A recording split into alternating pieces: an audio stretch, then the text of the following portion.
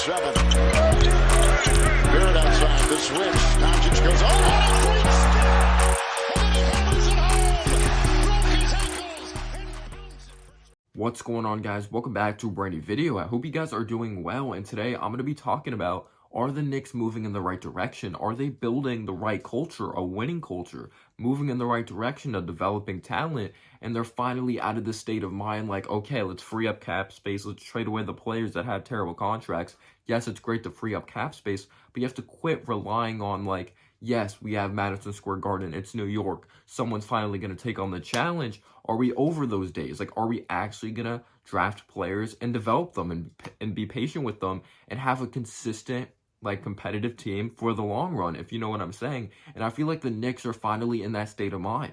We brought in Tom Thibodeau. We brought in a Johnny Bryant. We brought in a Kenny Payne from Kentucky. Of course, Johnny Bryant was with Utah. He did a good job developing guys. He's a good relationship with players on this team, good player coach. Kenny Payne developed guys a lot at Kentucky, a big reason they ended up playing in the NBA. And of course, they're really good players. And at high school, those are really good basketball players of top recruits like a De'Aaron Fox and even more that ended up committing to Kentucky because they know about how good that program is. And of course, it's just been such a great college for such a long time. Of course, we brought in a Mike Woodson who had a very big impact on this team on both ends of the ball. Very good, balanced basketball team. When he was with the New York Knicks, last time we actually made it to the playoffs, it was sad to see him go to Indiana, but that's actually where he went to college and it had a special place in his heart. But yes, are the Knicks finally moving in the right direction? The Knicks have not been good for a very long time. Last time we made it to the finals, it wasn't even an 82-game season. Yes, we had the Sprewells of the world. We had Allen Houston. We had Patrick Ewing, Larry Johnson, of course, big-time moments with that run going to the NBA Finals, of course, getting destroyed by the San Antonio Spurs with Tim Duncan expected. But before that, the last time we went to the finals with Patrick Ewing, with a John Starks, with a Charles Oakley, with a Hubert Davis, with a Derek Harper, all those guys, of course, we went on to fall short to the Houston Rockets. Of course, they went on to win back-to-back championships with top 5 center of all time of Hakeem Olajuwon and Kenny Smith and just some very solid players like a Ralph Sampson as well. So the Knicks, they have not built a consistent winner in such a long time. If it's not building the right culture, just having no stability at the head coaching position, the ownership getting in the way, if you know what I'm saying. But I thought it would be a great idea to make this video because some people are getting really sad with the Knicks season, and I just wanted to be completely real with you guys. I wanted to be honest. I wanted to keep it as realistic as possible, the expectations entering this season. All right, so we brought in this brand new coaching staff. Like I said, Tom Thibodeau, Kenny Payne, Johnny Bryant, like Greer, of course, who's been a part of Tom Thibodeau's staff for a very long time. And I feel like we have a good coaching staff. There's some things you could say Tom Thibodeau doesn't do great, and some of his methods may be unorthodox, but he gets results. He wins with a below-average roster, or he's winning with a below-average roster. Alfred Payne, not a part of the future. Reggie Bullock, not a part of the future, as starters at least in this league. Mitchell Robinson might be a question due to his injuries, but I think he might be here in the long run if the Knicks are really attached to him and they end up giving him a contract this offseason. So that is definitely a huge thing right there.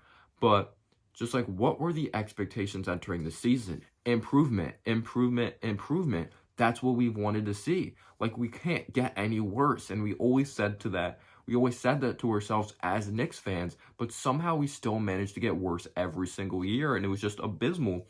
And what have we not seen for the past 10 years? Improvement, improvement, improvement. Of course, we had the nice season with Carmelo Anthony, with Tyson Chandler, with J.R. Smith, with Iman Shumpert, but there was no longevity of that team going out there winning a championship. Because Carmelo Anthony, yes, he was a really good basketball player. Of course, just tremendous basketball player, Carmelo Anthony, but you ended up trading assets. You ended up trading away draft capital. You ended up trading away young players. And don't get me wrong, Shumpert, nice key player, but he didn't really reach some Knicks fans' expectations of being a starter there long term. Tyson Chandler, his contract was expiring. He's getting older. J.R. Smith was good or solid, but he's someone that didn't step up in the playoffs on a consistent basis. There was no longevity of a winner. We didn't have a point guard of the future. Raymond Felton was not that guy. So I was thinking, were the Knicks really going to learn from that, build throughout the draft, not give up their future for one star guy, if you know what I'm saying, when you could have just built a longevity winner and you could have just got Carmelo Anthony in the offseason, in free agency, but there still would have had to be chemistry built. That's the thing I love about the Knicks. there was rumors that they're interested in going out there and getting a Bradley Beal. At the end of the day, though, we did not go out there and get him because the Wizards want to hold on to a Bradley Beal, and Bradley Beal is loyal to the Wizards. But just think about this. Bradley Beal, fantastic basketball player. But have we seen him put a team on his back, like by himself, and go to the NBA playoffs? No, he's not like a LeBron James level. He's not like a Kevin Durant level, which is really rare, don't get me wrong. Of course, I love the era of him, John Wall, Marcin Gortat going to the playoffs, of course. Those teams didn't go that far, but they're definitely really fun to watch. So you're telling me right now we're in this position as an 8th seed. You're gonna have to give up draft capital to get a Bradley Beal. You're gonna have to give up a key young player if that's RJ Barrett. So you're telling me like Bradley Beal doesn't have much around him right now. You could say Russell Westbrook. Besides that though, there's really not much around him to really say, oh my gosh, that's a fantastic player. Maybe you could say Rui Hachimura is going to be good in the long run. But if you trade for a Bradley Beal, then what will be around Bradley Beal, if you know what I'm saying? So you're trading Bradley Beal for the same result of pretty much an 8th seed because nothing will be surrounding him. And there is no longevity when it comes to that team. Great, you'll have Julius Randle and Bradley Beal, but is that good enough to compete for a championship? So you're pretty much giving up all your young players, draft capital, for maybe like 1 to 2 years of the playoffs, which may be the same result with the team you have right now. So yes, don't give up your future for the same result. And that's what the Knicks are not doing. And that's all the speculation of that's what the Knicks are trying not to do and not make the mistakes in the past. And another thing, James Dolan always get in the way. People are like, we didn't hand out that contract to Kevin Durant because of the big-time injury. If that is true, because there's a lot of rumors out there that we didn't go after Kevin Durant because of that injury. But Kevin Durant wasn't coming here anyway, in my opinion. I think Kyrie and Kevin Durant were really stuck on Brooklyn, and they wanted to go there. They wanted to be different. You could say they didn't want to deal with the media or whatever. But anyway, let's get back into, I'm kind of all over the place right now. The true expectations entering the season. We wanted to see development. We wanted to see growth from our young guys. Did Julius Randle improve as a player? We were expecting Obi Toppin to be the starter, and we thought Julius Randle was going to be dealt. It seemed like we wanted to deal Julius Randle for nothing because we drafted this guy of Obi Toppin.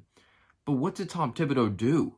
He made this team a winner when no one expected it.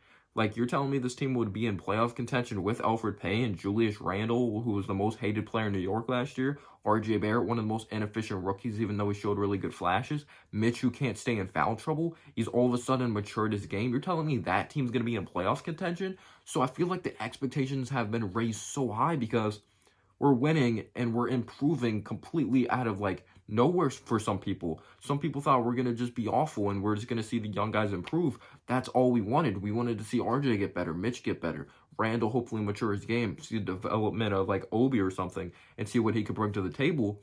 But there's been an extra layer of the cake added on top that a lot of people were not expecting whatsoever. So if someone told me last season, at this part of the season, after All-Star break, after the trade deadline, the Knicks are competing for the 8th seed, or they're going to be in the playoffs potentially with RJ Barrett shooting 45% from the field, 38% from downtown, bumping his free throw percentage 10 to 11 free percentages up.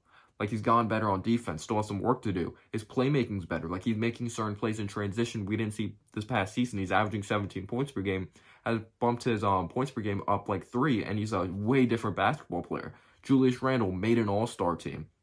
Mitchell Robinson, of course, he's hurt right now, but he was staying out of foul trouble. And Elfrid Payton's not great, but this team's winning with a caliber player of Elfrid Payton. We would say you're crazy. That Julius Randle's an all-star. He's playing out of his mind. A guy of RJ Barrett's improving. We just wanted to see growth, and we've gotten something extra beyond that, and we have cap space. Of course, there's not going to be huge stars in free agency, but the Knicks are preparing it the right way. We're not going out there spending everything on a huge guy, even though the Knicks at some point are going to have to go out there and get a big-time star because it's become the star run league or whatever that you need as much talent as possible. But I'm going to tell Knicks fans right now, the Knicks are going to be okay. We definitely do need to nail these draft picks, though, in this upcoming draft, or if we trade up for a talent, which would be huge because I don't think we're going to bring in 3 rookies. That's not the way Tibbs runs. But yeah, if someone told us also, there were several parts of the season we were over 500. We're starting to tail off, and I know people are getting really sad we're starting to lose again. But keep in mind, again, we have RJ Barrett, who's the second best player on this team. He's only 20 years old. Julius Randle, he's thriving. He's never been a part of a playoff team before. He's still improving as a player. He's 26 years old. We don't even have our starting center. We have Elfrid Payton. We have Quickly, who's a steal. That might be a future six-man as well. And, like, our defense has been bad for such a long time, for the past, like, 5 to 10 years. You're telling me it's gone from bottom of the barrel to top 5 in almost every single category? I think Knicks fans need to realize we're building the right culture. Maybe some of Tibbs' substitutions aren't the greatest, but when we were clamoring for Quickly to start, don't get me wrong, Payne's, like, not a starting caliber point guard, but I like what he does defensively, and he plays really hard. Sometimes he could play erratic, but we watch Quickly out there. Tibbs knows what he's doing. Quickly's not ready to start at the point guard position. If it's shooting too early in the shot clock, being too ball dominant, not making the right play, at least when it comes to passing the basketball and reading the floor, he still has a lot of work to do. So yes, that's why we're fans, and that's why Tibbs is a coach. But we're actually winning. Like, we've gotten some respect around the league, even though, of course, there's going to be some media outlets that show us no respect whatsoever. That's just how it is. But top 5 defense, Julius Randle's improved. RJ Barrett has looked amazing, at least in this huge stretch. Like, he's been consistent at 20 years old. He didn't start off the season the greatest, but just his progression, Mitchell Robinson staying out of foul trouble, I think the Knicks are moving in the right direction. But if you want to continue to be great, you got to nail on these draft picks. And if that player ends up being great, that draft pick, and you think another team's interested to trade him for like a star or something, maybe you do that. But you wait till free agency for a guy, Bradley Beal, Zach LaVine.